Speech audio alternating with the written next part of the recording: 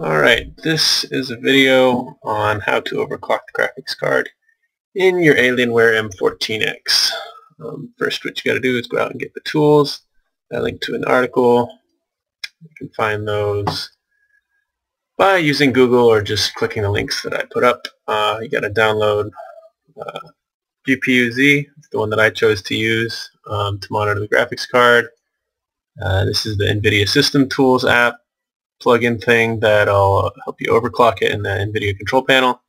And then there's Coretemp, which will let you keep tabs on the temperature and the load and the processing speed or frequency.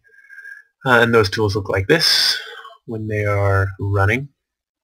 If you have a second monitor like I do, it's really convenient because you can just glance over there and see what your temperature's at.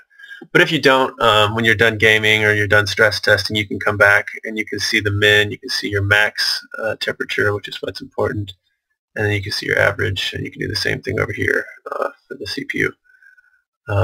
Now mine's just stock clock for the CPU because I didn't feel like messing with that yet, but my graphics card's been running at 700 megahertz and 1080 megahertz for the GPU core and GPU memory.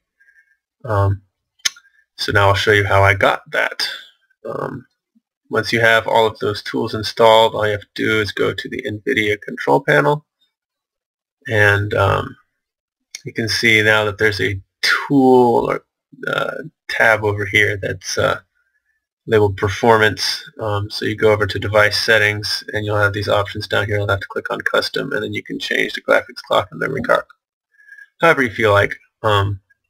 I started off at 700 and 1080 because I saw that that had worked for somebody else, and I did my stress testing there, and I was happy with the gains, and it was stable.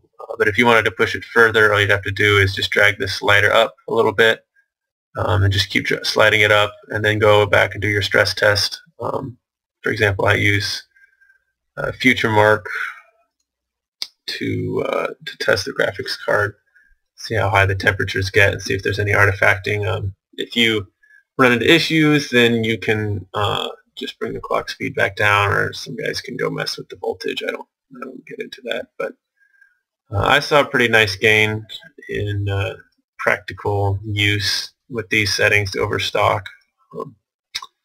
So that's all there is to it, really. If you have any questions, just go ahead and post them up.